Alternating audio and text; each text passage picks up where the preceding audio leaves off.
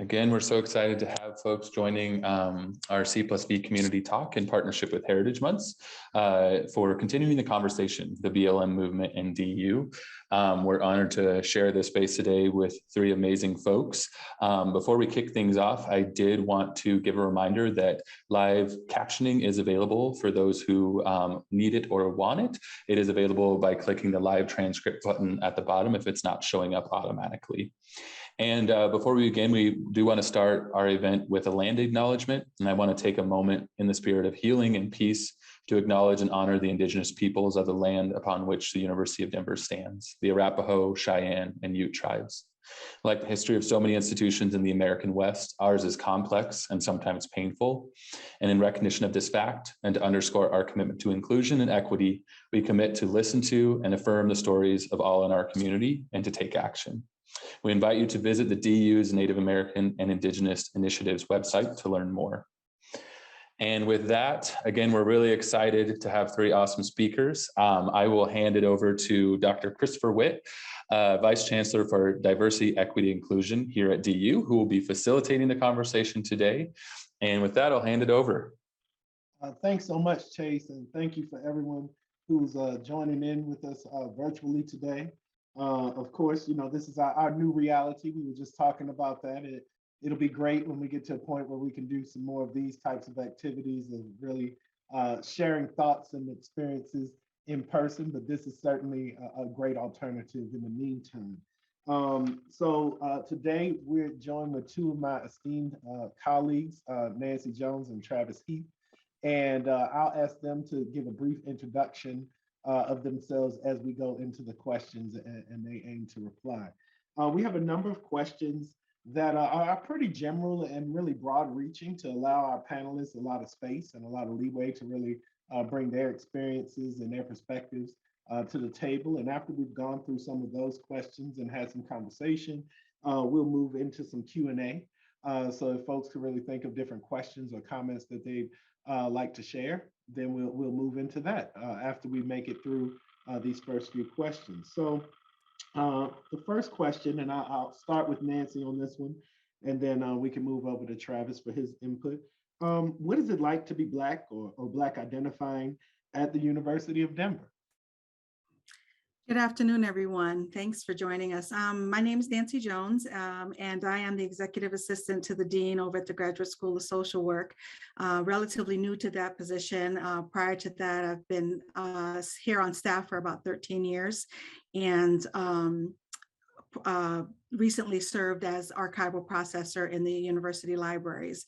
So I think of this question and I think about how all of our experiences are different, right? Everybody comes to this campus and we have varying different experiences. What my experience of being Black at DU is like is definitely different from my son, who was a student here for a while. He talks about, you know, being a Black man on campus and people looking at him funny as he walked across campus. You know, I feel in general, I've been accepted and welcomed, but I hear students talk about their stories, and you know, especially our Black males coming to campus feeling like they need to put on armor just to come to campus as Black men, students being singled out in classrooms to give quote unquote the Black perspective, right? So I feel like there's a very wide range of experiences of being Black here at DU, and some of them are really painful. And some of them are enjoyable experiences, but I think we need to keep that. It's the experiences are as diverse as we are, in other words. Travis? Thank you, Nancy. Yeah, I appreciate that response. So I'm Travis Heath. I am an associate professor over in the Graduate School of Professional Psychology. Cisgender man. My birth father originally came from Brazil, what's called Pardo, with ancestors in Africa, Brazilian indigenous ancestry. And then my birth mother was European ancestry, Polish and German. So that's sort of how I'm located as a Black person at DU. I don't really know how to answer this question. Like, I know it was sent to me ahead of time and it was like, wow, The only way I know how to answer this question is and I've only been here a short time, maybe a year and a half, so keep that context in mind. But I grew up in Denver, and like DU in particular wasn't seen. I went to basketball camps at DU when I was younger, so I had that experience, but it wasn't really seen as like an institution for me, to be honest. And so then to me, this is like a more wide-ranging conversation of like, what is the academy, you know? And I've never really felt like the academy was necessarily a place for me. And I don't necessarily mean that in a cynical way either, but I just mean that like I never have necessarily felt like I fit in at the academy, and nor has that been my goal. I don't believe we can understand where we are and where we're going without understanding our history. And so I reflect on one of my mentors, Makungu Akinyela, and having a conversation with him when I was going to quit my PhD program. You know, I was sort of told him I was done.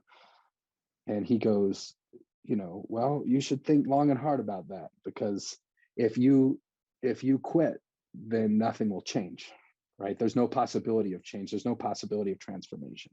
And so to get through my PhD, he said, play the game, but never believe it, which was helpful for me. And then also, you know, he helped to teach me about what it means to have some access to power. And so when I think about like my experience now, it's not really about me, right? Like now that I have some access to power, it's how do I use that power to serve my community, right? How do I use that power to try and, I don't believe that the academy can be decolonized. I don't believe that can happen, but that doesn't mean that it can't be transformed in certain ways. And so now my experience isn't so much about me, but it's my responsibility to serve Black students, to serve students with minoritized identities. Like that's the whole reason to get access to power, in my opinion. Now, how we do that, maybe that's for other questions down the line, but that's the best answer that I can give in terms of my experience is that it's not so much about me, but about how I can serve students that looked like me when I was a student, that I didn't necessarily feel like I had the same sort of supports. Thank you. Thank you to both of you. And I would just say, really thinking of my experience of being Black at DU. I've been here since April of last year. So like you, Travis, I haven't been here for a long time, but I have been Black for a long time. I have been Black in America for a long time. And you know, that's something that, you know, I can look at it from different perspectives than maybe some other folks who really don't dig into these things for their work. You know, I'm a political scientist. You know, a lot of my career was focused in looking at race, wealth, and inequality in American politics, really looking at the ways in which race was constructed and the politics behind it, into how it plays out in our society. And then I made the shift into diversity, equity, and inclusion work, where yet looking from another angle, but really looking for ways in which we can meet people at wherever their identities are intersecting, really recognizing that people bring so many different elements of who they are.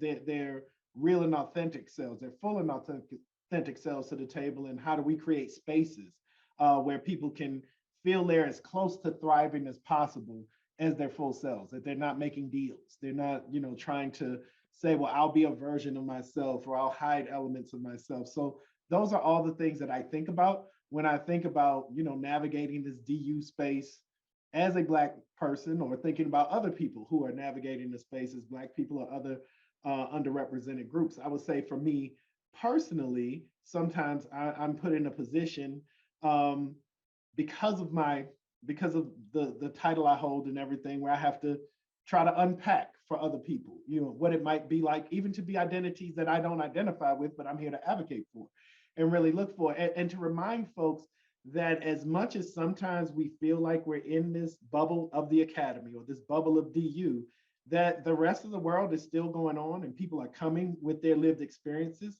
from the rest of the world, and they're going back out into the rest of the world. So Blackness, quote unquote, in an American context is not completely foreign, both in good ways and bad ways, to Blackness in a DU context. And that same could be said for so many other identities. So I mean, that would be kind of the general approach that I would take, just to add to the excellent commentary from my colleagues. But definitely it's something that I don't fall into too many spaces where I easily forget who I am. You know, that's not going to be a case. And when I talk about forgetting who I am, I'm not talking about it from the negative context. I'm talking about it from the context. For instance, next week for the HERDU conference, I'm part of a panel with a number of colleagues who are part of the National Conference of Black Political Scientists. I've been colleagues with them for decades.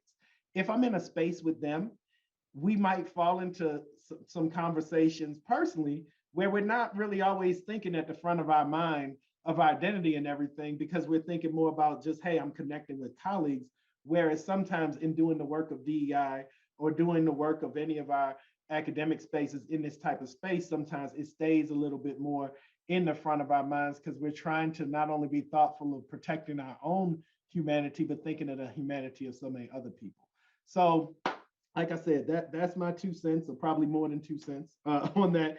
And our next question, I'll loop back around to Travis, and then we can go to Nancy on this one. What is your understanding of DU's history with the university's Black community? So, you know, the Black folks here at the university, and does this relate further to Denver or Greater Colorado, particularly, you know, with Nancy being here for quite a while, Travis, you know, being from the area, it'd be nice to hear from y'all in terms of kind of Black at DU versus, you know, the broader context. Yeah, see, it's interesting because I know the historical stories that were told about DU, right? I think Sinbad played basketball here back in the day, right? And so like I had heard that. And so in terms of like the history of Black folks at DU, growing up, that's about as far as it went, you know? You know, but when I think about what I'm coming to learn about the history, like conversations with Art Jones, for example, you know, have been really helpful. He's been here decades, you know, and they've been helpful to me, like personally, but also, you know, just in understanding some of the context of what's gone on. But I can't say that I necessarily understand that history of the university, you know, outside of the broader context of, like you were saying, Chris, what it means to be Black in America, what it means to be Black in Denver. Although what it means to be Black in Denver has changed a lot, a lot, you know, over the last even decade, I think, and it continues to change. So I can't say I'm an expert on the history. I'm trying to understand some of the more precise points of DU's history. And I want to understand those things. And unfortunately, what I'm coming to learn is it's not that different from, you know, the history of what it means to be Black in America. So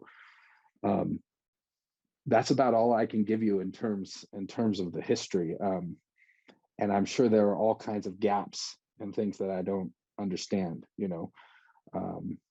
But you know, that's what I can offer. Thank you. Nancy? Yeah, I think of the history of DU from a couple of perspectives. One, I didn't grow up here. I grew up in New York, but my husband grew up here, and he's a Black man. And he looked at DU. He said, growing up in Park Hill, which is just literally steps away from the University of Denver campus, and he said DU was not someplace that he saw as someplace for him, you know. And Travis related to that earlier, right? So it's not, the history has not been one, I think, of welcoming folks of color into this space and into this experience of DU. I look, as someone who's worked in the archives, that's the other perspective that I come from. You look through our archives, and our archives are not very representative of Black history here at DU. And why is that? You know, it's not for the lack of Blacks being here at DU. We had an exhibit a few years back called Seeking Grace, and it was about, you know, seeking out the Black women who were students here at DU. And there have been quite a number. I believe there's still part of the exhibit is still on display over in Morgridge. And so it's not that we haven't been here in this space, but I think our stories have not been told. And that to me is bothersome, because what gets told really is what gets remembered, what gets really woven into the fabric, right? And if our history and our stories aren't being told, then it's easy to neglect and forget that we've been part of this history. And so that's my understanding of being Black here and the history of, you know, we hosted Martin Luther King here a couple of times, I believe. And, you know, that's in the newspaper, but other Black experiences have been negated and have been neglected. And so those stories haven't been told. You know, our student groups, they're trying to resurrect and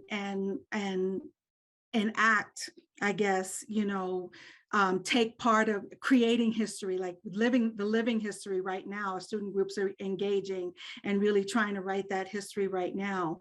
But it, I think, has been very easily neglected, I think, over the years. Thanks to both of you. Part of the work that I do in this type of role as a senior DEI leader, and if it would be at DU or anywhere else, is really learning the history, the good, the bad, and the ugly of the history. It was something that, you know, I took a lot of time to do when I was at Creighton, my previous location, to here. And it's something that I've taken great interest in here. As we talked about to begin our time, it's been a little different, being kind of in this high flex world, you know, where so many things are virtual. But I anticipate that as we move forward, there'll be even more opportunities to really dig in. But I definitely want to use this as a moment to put that call out to folks out there who have that lived experience, that history that might be 1 year of history, it might be 20 years, 30 years, 40 years, or if they know folks external to DU or internal to DU who can help me as well as others really understand more of the dynamics, but not just for the sake of helping me. It's not like, oh, do my job for me. It's more, hey, if in this role, I can have a better understanding of some of the things that Nancy talked about, some of the things that Travis talked about, then we can aim as an institution to collectively do better, to tell the stories of the past, but also to document what's going on right now. Because sometimes we forget we're creating the history of the future. So what are the ways in which we can really make sure people feel seen, make sure that people's experiences are documented, and we can always aim to do better. But at the same time, sometimes we get caught up in let's tell all the stories of struggle, and we forget that there's also stories of triumph. There's stories of, you know, excellence in so many different ways. And I think that's all part of, you know, as we make progress in our leaning into commitments to DEI, then that opens up space for us to lean into, you know, where we're really placed in kind of the landscape of Black Denver, Black Colorado. Where are we in terms of, you know, the Black space in higher education? Some people might not realize this, but sometimes the Black, quote unquote, Black space in higher education really does, it's a small world. And it really does open up connections and networks and various relationships across sectors, across institutions. And how do we make sure that DU expands our footprint in that space? So like I said, you know, definitely using this as a moment to make that call, to say, you know, let's hear those stories. Let's see that engagement. I'm so pleased that we have the Black community initiatives. It's such a significant part of the work we do at the DEI division, but definitely, you know, making that call for folks to make themselves known, and if they have questions or if they have things to contribute. Our next question is, and I'll go to you, Nancy. What are examples of historic fights for Black justice or justice for Black folks at DU that you know of? Particularly, you know, you referenced having that experience in the archives, but I'd be very interested to hear your perspectives on some of that history. Yeah, we've been working in the archives in partnership with Blair Caldwell in terms of trying to really collect, as you said, putting out that call for information and historical documentation and experiences in the community. And, you know, as I mentioned before, the Seeking Grace exhibit was a huge effort put forth by the curator, Kate Crow, as well as Dr. Nicole Jackson, blanking on her last name right now. She got married and changed her last name on me. But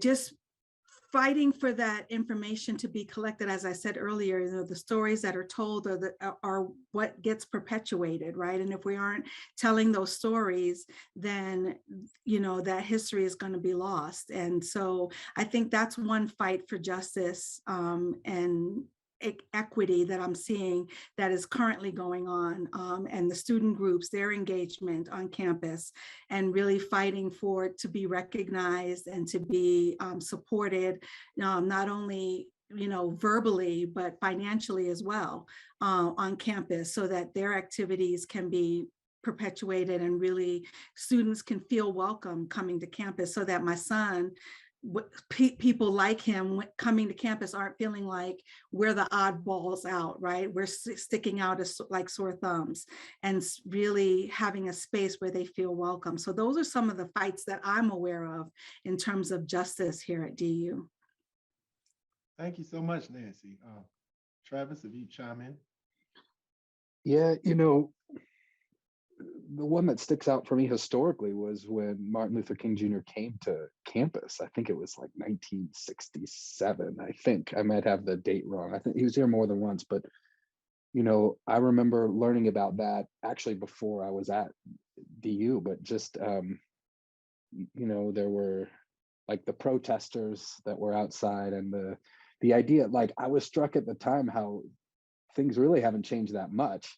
There were like white folks saying, well, our rights are being taken away, right? So like, that is to center the Black experience, then is to somehow take away from the white experience, right? Which is the same kind of stuff we're hearing today, and I suppose if one's in the center all the time, to be decentered may feel like one's rights are being taken away, when in actuality, that's not what's happening. But yeah, I just remember reading about that 1967 visit, and then reflecting on it and thinking, like, in some ways, like, some things are different, but in other ways, like, I remember talking to my mom about segregation in Tennessee, for example.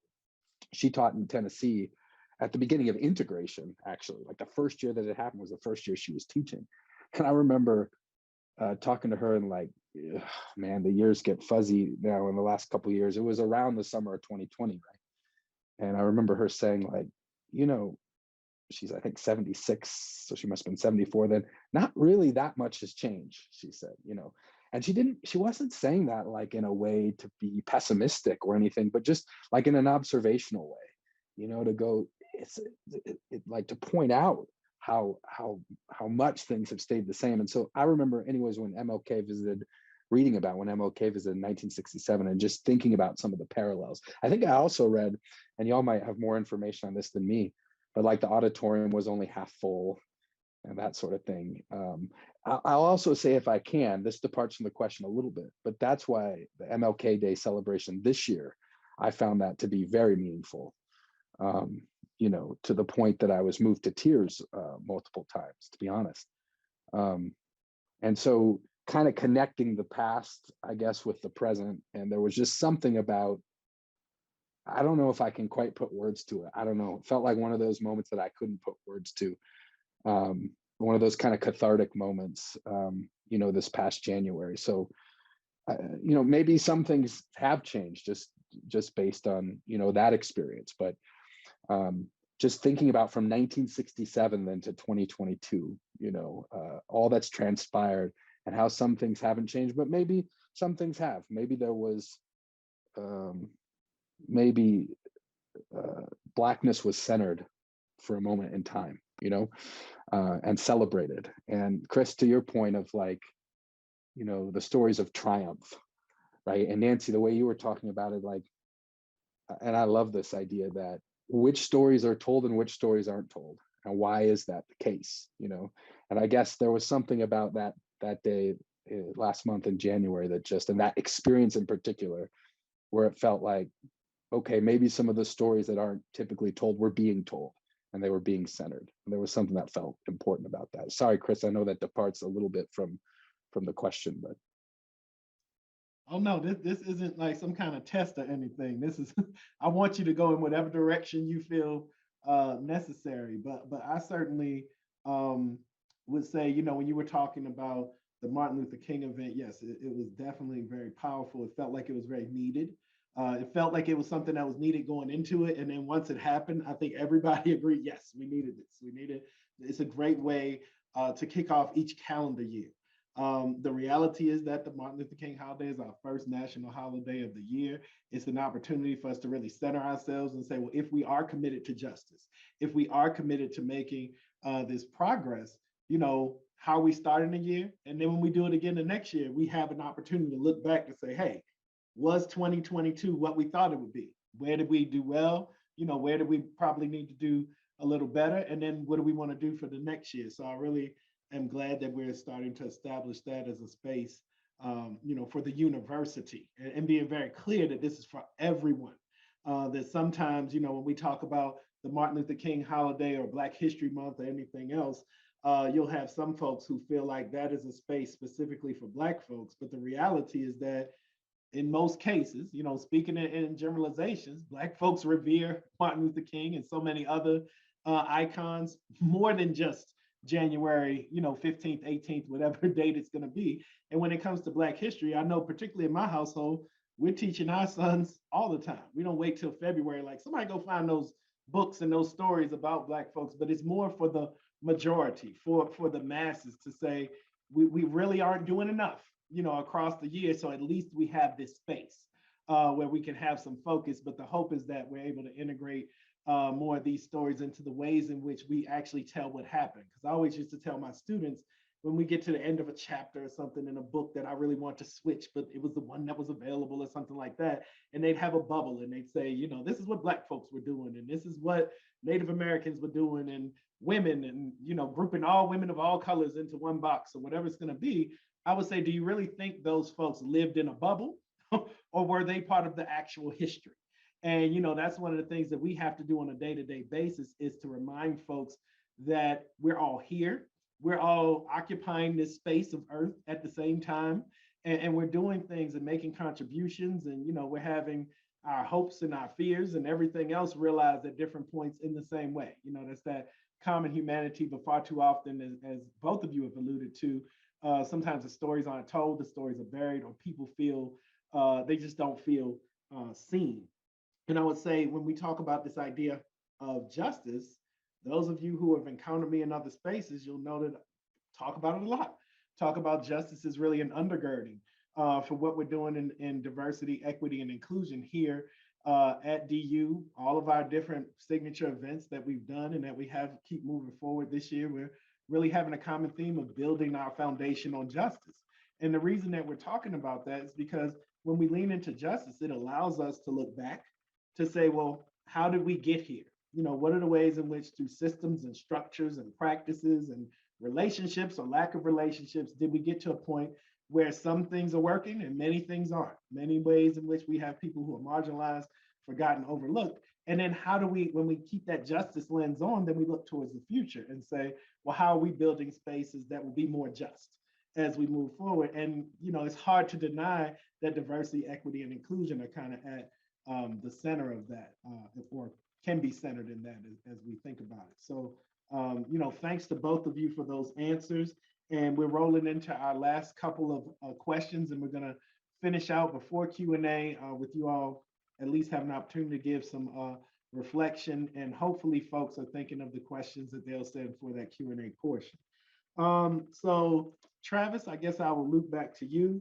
How has the Black Lives Matter movement impacted DU today from your perspective? Yeah, that's a tough one. I think, see, to me, this question gets divided into a couple of subparts. Like, how has it affected DU maybe philosophically and intellectually is one thing. And then how has it affected DU in terms of its policies and practices is another. Now, I'm not saying those are the only two things that matter. And so when I hear that kind of question, it's tough because I feel like I have to tease those things out. You know, I remember being at the early protests. Shit, I don't remember the dates now. I don't. Spring of 2020, I'll say. You know, when the police were deploying chemical weapons, and there were, which they deny, but happened because I was there, and there was something in my eye. So And then even just 3 or 4 weeks later, you know, where my community practices as a psychologist is like 3 blocks from the Capitol. So I remember on a Saturday, I went down there at lunchtime to see what was going on. And like the whole Denver Broncos football team was there, you know, like there were thousands, you know, I saw like white folks taking selfies, and I was like, something shifted, and it shifted in 2 weeks, you know, and I didn't know what to make of it. I said, like, on one hand, anytime there's a movement, like, you need a movement to reach critical mass. And so maybe this isn't a bad thing, but there was another part of me that was like, but what's this going to look like in 3 months, 6 months, 9 months? How committed to are folks to like actually engaging in the practices of justice, or at that time, and we still hear this phrase a lot, anti-racism, you know? And so that's where I struggle with this question, because I know that intellectually and philosophically, the movement still exists in some places, even in sort of dominant places, you know, places where there are a lot of dominant identity statuses, for example. But then I do have to go like, but how are we implementing the practices? You know, what is this act? So like when somebody tells me and they say, I'm an anti-racist, which, by the way, I appreciate Kendi's book. This is not a commentary on Kendi, you know, but that language, like language in these days with social media and other things, it feels like language comes into fashion so quickly and people start using it when maybe they don't even really know what it means or how it was intended, because I guess it could mean a lot of different things. But someone will say, I'm an anti-racist. And I'll say, great. Can you tell me like what anti-racist practices you've engaged in like the last week or the last month? And often they can't. And I'm not asking that as a gotcha question, but I'm asking that because I think we have so many quote unquote social justice. That's another phrase that feels watered down in a lot of ways, but we have so many social justice philosophies, ideas, but we don't have that many social justice practices. We have far fewer of those, right? And so when you ask me how has BLM sort of impacted DU, I feel like, yes, there's still some intellectual ideas here, but I want to know where the practices and policies are, right? I want to know, for example, like when we still notice in our units, Black women doing a disproportionate share of labor, and labor that for example, in the tenure process is not credited. Well, that's not anti-racist. Like, what are we doing in our practices and policies to address that? And I feel like we're not doing enough, just to be frank. And you know, at DU, probably this is true at other places when I talk to my colleagues other places. So I don't know if DU is particularly unique in that. And then, you know, the last part of this, like when I think of taking the spirit of BLM and translating that into an institution, you know, like to me, it's not about, and people in my unit, if they're here, are going to roll their eyes because, well, a friendly eye roll, I think, because I say this a lot, but it's important to me, which is that it's not about changing individual hearts and minds. Like that doesn't work. If we actually believe that racism is systemic, changing individual hearts and minds would be, like, at the very least, inefficient, probably not that effective. So then what do we have to look at? The 3 things that stick out to me are land, labor, and resources. Now, the land issue here at DU, we could have a whole CV on that. So I'm going to leave that alone. That's problematic in a lot of different ways. Okay. But the labor and resources part, we can do something about that, right? We can do something about that now. There are things I see, you know, like I just filled out an equity survey in terms of work recently, you know, that I think Faculty Senate is participating. Great. Like this is a step in that direction. But we can take action around labor, and we can take action around how resources are distributed. These are things we can look at now, today. And when I think of the spirit of the BLM movement, that's one way we can start to translate that into practices and action. So it's not just sentiment, you know. And so this is where I struggle, but I think to me, that's at the heart of the fight at an institutional level. Thanks so much, Travis. Nancy, would you like to chime in? Yeah, thank you, Travis, for that. I appreciate it very much. I was thinking about this, and while I think that the Black Lives Matters movement has impacted DU in terms of awareness. I feel much like Travis has expressed already, it hasn't moved the needle really, in terms of where we're at and what we're doing. I think it's opened some people's eyes and increased awareness around how is the Black community treated here at DU, and how people show up and what kinds of things that we're supporting.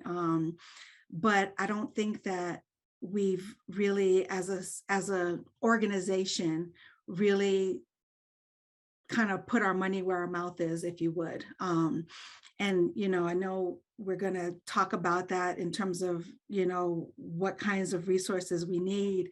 But I think that, Dr. April Alexander being one of the co-founders of the Black Lives Matter Movement 5280, and, being a faculty member here at DU, and yet I don't see DU as a whole, as an organization, really rallying behind this individual or this movement in a way that is substantive. So I think the impact has been overall minimal, and there needs to be a lot more done. Thank you.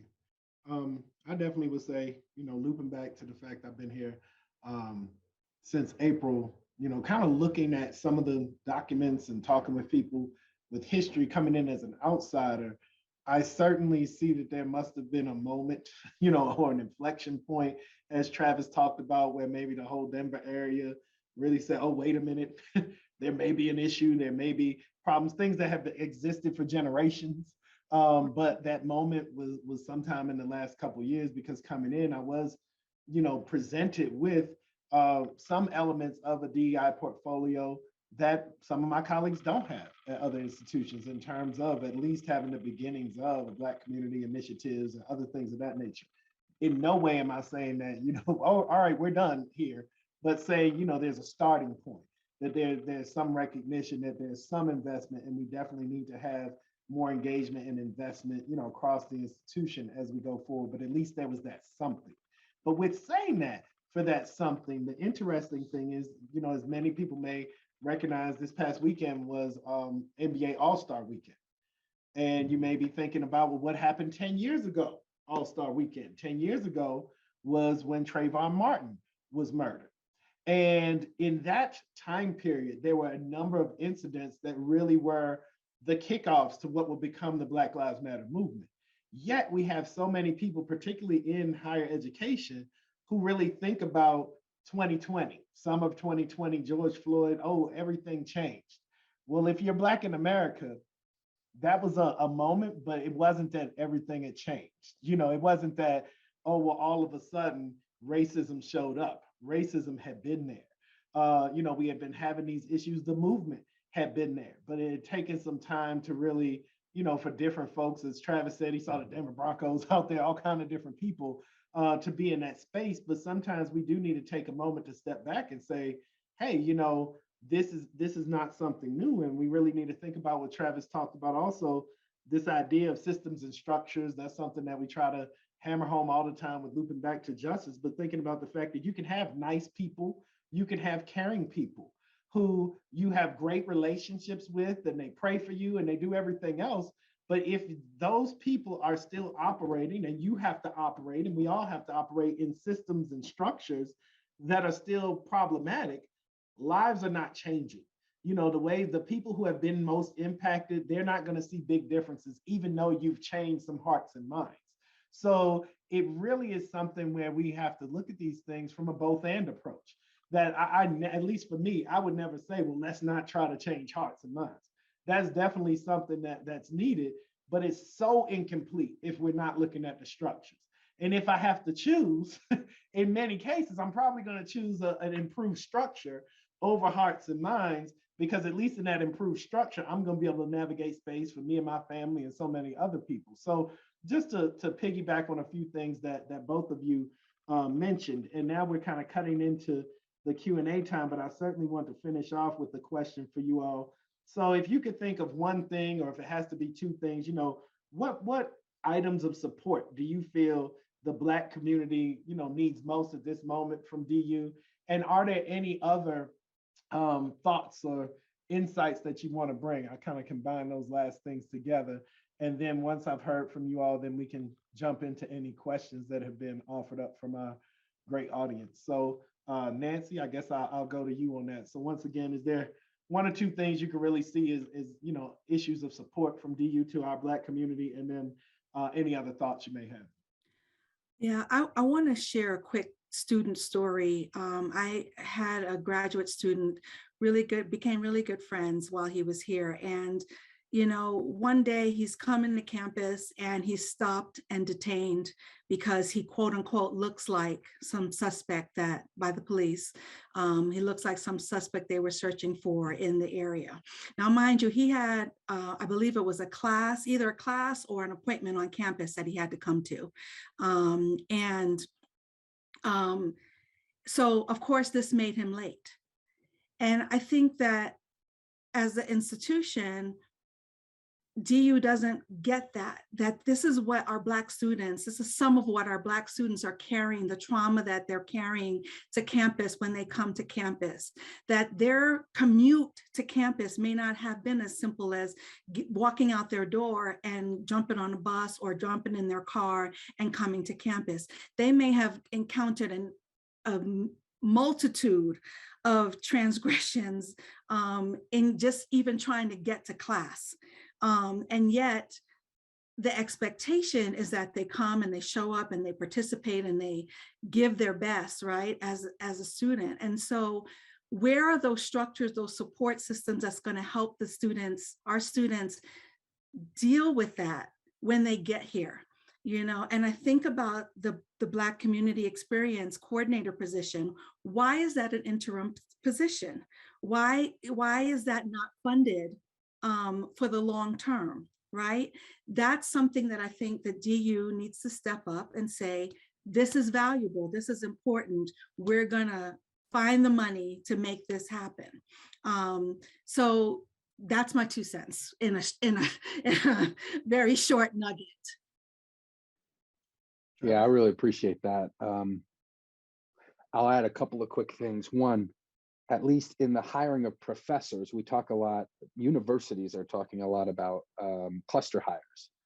And I'm much more interested in cluster retention. And that goes for our faculty, our staff, and our students. So like the D in DEI to me is the lowest hanging fruit.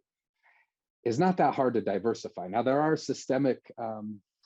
there are aspects of systems that resist diversifying, but that's the easiest part, right? And so like in our unit, for example, okay, we can get more Black students than we have in our unit.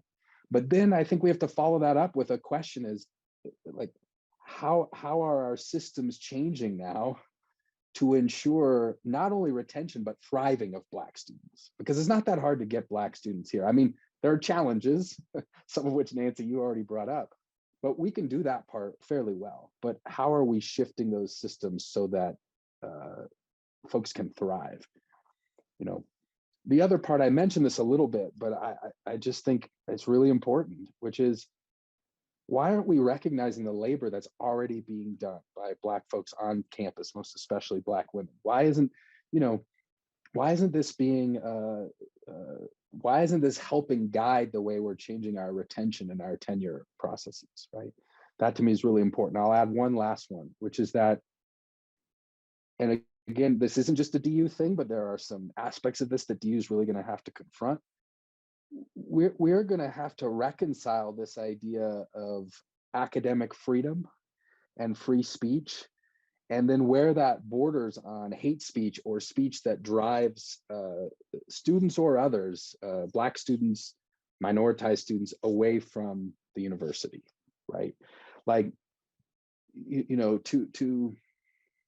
to say things that might produce harm under the guise of academic freedom, I think is particularly problematic. Now, by no means am I saying academic freedom isn't important. I very much believe that it is. But what I'm saying is we're going to have to confront this. And I feel like we're not. I feel like right now what often happens is if something that's said that is racist or something that's said that's transphobic or whatever it is, that, you know, it just sort of gets protected under the veil of academic freedom. And I think this issue is far more complicated than that. And it's something that we often don't want to dive into. But if you're asking me things that I think we need to do, that's one of them. Like we're gonna have to do this work is unsettling. If we feel good about this, not necessarily those of us on the screen, but especially if white folks or folks in relative positions of power feel good and happy about doing the work, they're probably not doing the work, right? Because it's an unsettling process. And so within that, we're going to have to confront some things that are probably difficult and haven't been confronted in certain ways before. Thank you both for that. I definitely, you know, just to touch very quickly on a few things that you all mentioned. You bring up some great points, and Nancy, you talked about, you know, the Black community initiatives coordinator position being an interim position. That's one of the things that, you know, we've really, at least I've prioritized in our DEI division, is what does the future of that look like in terms of how do we move things, the efforts and the position and everything into mainline budget, but what is, you know, I guess you could say the 2.0 version of that? How is that more well integrated into what we do as a university, what we do in DEI versus being kind of a one-off type of thing? So definitely something that is high on my list of, you know, things I'm paying attention to, prioritizing and talking, you know, with administration about. And Travis, you talked about this idea of retention. And, you know, to kind of take what you're talking about a step further, one of the things that I try to talk about a lot when I'm meeting with folks in academic units, when I'm meeting with folks in senior administration, wherever it's going to be, is to try to start to shift our mindset a little bit away from retention for retention's sake and more to support towards thriving, as you talked about. What are the supports that we need to put in place to make this university a destination of choice for the best professors, the best scholars, the best students, all of those folks who are Black, who are from so many other minoritized backgrounds, to make this a place where they're giving serious consideration to come to, versus saying, well, we're going to throw everything at you to get you here, and then we'll just do things specifically in your space to try to keep you here, as opposed to saying we want to put supports in place and create a space that you want to stay. And there's a slight difference there, you know, and I think we're on the same page, you know, that there is that difference, because there are, you know, retention strategies you see in corporate and you see everywhere else. Oh, we're going to throw money at it. We're going to throw this, that, and the other at a situation, and somebody might actually stay. But, you know, are they really happy? Are they engaged? And also, if you engage more in a support towards thriving strategy, there's going to be some people who leave, you know, family reasons, better opportunity, whatever else. But how do they leave? Are they running out of here like it's on fire? Or are they saying, hey, I had a great experience at DU. I really see the trajectory of where they're trying to go. I want to remain a great colleague. Let me suggest other friends go there. There's two different approaches to dealing with folks. So keeping people for keeping them sake is not something that you'll see coming out of, you know, at least spaces where I have, you know, some say, but more in line with what you're saying, Travis. Like, how do we properly support? How do we recognize work? How do we work across this institution to create those spaces where people they almost want to retain themselves, kind of, you know, but going into our questions, once again, thank you both to Travis and Nancy for so many great insights up to this point. We'll try to get through a few of these questions. So let me go back up. First question we have is, when we think about our vision and mission for DU, a private institution for the public good, what does action at DU look like to truly serve the public and be better partners with our Black community members? They said that we've touched on this somewhat, but what do tangible actions look like in short term, midterm, long term? I recognize we're probably not going to be able to answer all of that there'll probably be a good follow-up later on, but, you know, some brief, you know, response to that would be great. Travis or Nancy, I'm opening it up for y'all, whoever feels comfortable. Yeah. You know, unfortunately, I often feel like this is the question that, and no offense to the person submitting the question, but this is the question that's often submitted, right? Is like, what are the tangible things that are we and that we can do? And I for me, I think that everyone's got to engage and call out what they are experiencing and what they're seeing, and be more aware of what's going on in your own environments. You know, how can you make an impact? I can't sit here. I don't feel like I'm qualified to sit here and say, well, we need to do this, this, and this thing specifically. But I think that everybody has a role, everybody has a part to really engage and notice what's going on in their environment, whether that's in the library or in GSSW or in mortgage or, you know, in psychology or whatever. You have an opportunity and I think a responsibility, regardless of your race, regardless of your skin color, to engage and to notice what's going on and to call things out when you see them, or call people in as need be, so that we can begin to change the structural pieces, as Travis mentioned earlier, not just changing hearts and minds, but really changing the structure and the environment in which, the water in which we're all swimming in, if that makes sense. Yeah, thank you. Travis? I was add something real quick because I know we're running short on time, but I'll say that one way I think we start to do what Nancy's saying, which I wholeheartedly agree with, is DEI, and I don't even know if I'm in love with the phrase DEI, but that's for another time. It has to become part of the water that we're swimming in, right? DEI can't be this thing, you know, like this outside, you know, like, oh, I'm director of DEI for GSPP, and it's this thing that just I do, you know? It's like, no, I help facilitate a community effort around DEI. DEI has to be embedded in everything that we're doing, right? And I think if we can do more of that, and that's a tall order. It also requires, we can't do all the work. You know, we need white colleagues. We need colleagues of, you know, every creed and color that are going to help with this work. It has to be a community effort. Otherwise, it won't be successful. Like I've told folks in my unit, even if I had all the best answers, which I do not, but even if I did, it won't be successful with just me doing it, because then the community is not invested in seeing it through. Yeah, thank you for that. And I would definitely say, you know, you all both jumped in on kind of this idea of a groundwater approach, that you really have to, that bad things can come out of what's put in the groundwater, but also good things can come out of that. And that's what we really need to think about, that if this is really a priority, how is it woven throughout? You know, when we talk about fiscal responsibility at an institution, everybody has to fall in line. But when it comes to DEI, it's kind of like, well, when do you want to fall in line? How do you fall in line? So that's something that we definitely need to do better at. And kind of looping back to something you talked about earlier, Travis, this whole idea of people saying, well, I'm an anti-racist. And people have to remember that if you're saying that, you're not really doing the work.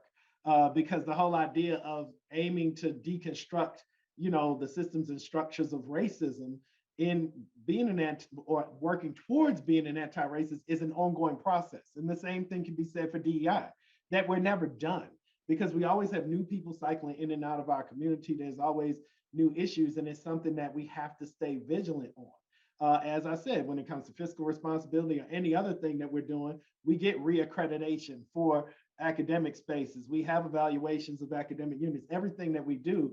But for some reason, we're at this space across the nation where people still think, well, we're going to do 1, 2, 3 things for DEI, and then we're going to be done. And this is something that's been in the making for generations, and it's something that we're going to have to unmake for generations to come. I think that we're at time for me to loop over to Chase, but I did want to, we have a number of questions, but I did want to kind of chime in very quickly, 30 seconds on one of the questions we have. What advice would you give Black students that are in predominantly white classes and are struggling with anxiety and feelings of being silenced when discussing power, privilege, and oppression in these settings? I'll put on my professor hat for a quick moment just to say, students in those spaces don't feel pressured to be the representative. There's going to be some students who feel very naturally inclined to represent, to battle with folks. If that's your thing, go ahead and do it. But other students that don't feel inclined in that space, you know that you can take that break. You can, I would suggest, you know, finding people you can talk to. Any of us on the screen, other people, whomever, once again, that invisible labor, but, you know, find people who are willing to engage with colleagues, and also take a moment to engage with the professor to say, this is where I feel things are, and I recognize each situation is different. But those would be just a few quick takeaways. I don't know, Travis, if you had anything real quick to add to that. No, I think that's great. I wouldn't add anything. That pressure piece. Sometimes people put the weight of the world on their shoulders, and please don't. And I'm gonna pass it over to Chase. But Nancy, did you have like one little quick, Russell Simmons quick line to add for the people of my age? You know what I'm talking about. Yeah, I think, as much as we talk about that invisible labor, we as faculty and staff are here for our students. And I think that, our Black students especially need to hear that. I've been really appreciative of those students who have confided in me over the years and just sought me out as a professional here on campus to be a listening ear, a shoulder to cry on, a hug to get, whatever. And I feel like, and we're that for each other as well. And I feel like that can never be overstated. So thank you. Yeah, and I would definitely say that, we're definitely working in every which way, particularly in my space, but spaces across the institution to figure out the best ways to be that destination of choice for more Black folks, to be on our faculty, to be in our, staff, our administration, everything else. But at the same time, I'll pass along advice that was given to me by a Black mentor when in grad school. Linda Faye Williams, she was my mentor in grad school, and she said it, and I've heard other people tell it to me too, that not everybody who is for you looks like you, and not everybody who looks like you is for you. And in no way am I saying don't look for people who look like you, who have shared experience, but also don't forget that just because you have a shared experience that they're going to be all in or have the time to be all in. And also don't forget that there could be people who are different than you, and they may have a different way of supporting you, but they're supportive nonetheless. So as we keep pushing to really increase those numbers, let's not forget that we also have to be discerning. If you're undergrads, if you're grad students, if we're faculty, staff, or administrators, that we have to be discerning in a number of different ways as to looking for folks who we can lean on to help us guide through. Thanks again to Travis, to Nancy, to Chase, and everyone involved with this for this opportunity. I will pass it over to Chase now. Thank you all so much. Truly, as always, there's nothing I could add to these conversations because they're so powerful and there's so much learning that takes place. And I am so appreciative for the time that you all shared. And one of the favorite things about these talks in the Zoom world is that it forces us to take a second to just listen as audience members. And so I appreciate you all sharing this on the community talk. And one question, I did love this one. It said, where are some physical spaces on DU's campus that Black students would be welcome, comfortable, and in community? And there are some phenomenal networks and supports. The DEI space, I do know Kristen Deal and Chris Witt, and so many have made a phenomenal space. There's the Cultural Center, there's a Black Student Alliance. You can find a lot of information in the community commons. And Dr. Witt, is there any others that you would share? There's the Faculty of Color Association, the Staff of Color Association. There's a lot of spaces, and we would be happy to share those resources when we post the video of this as well. Yeah, I would definitely say you mentioned a lot of places where people can connect with people, and then the physical space kind of follows. I think that would be probably the best approach, would be find the people you can connect with and then see where the spaces follow with those connections. Absolutely. Yeah, the community commons is a great physical space, and we know how important it is to feel safe in community. So again, thank you all so much. I learned so much as a white identifying male, and I appreciate it. And we are really excited again to have another conversation next week for Women's Her Story Month in partnership with Her DU. And that will be on March 3rd from 1 to 2 p.m. And that will be another community talk in partnership with Heritage Month's Women's Her Story, grounded in justice, moving forward together. And so save the date for March 3rd from 1 to 2 p.m. We'll be sharing the landing page for that shortly. And with that, we will go ahead and kick it off. We will be sharing a link down below that has a survey. We always want to try to do better with our events and serve the community as best as possible. So we will share that. And we encourage you to follow us on social media, find the Heritage Month's information on the DU website. And thank you all so much again for being here in community with us.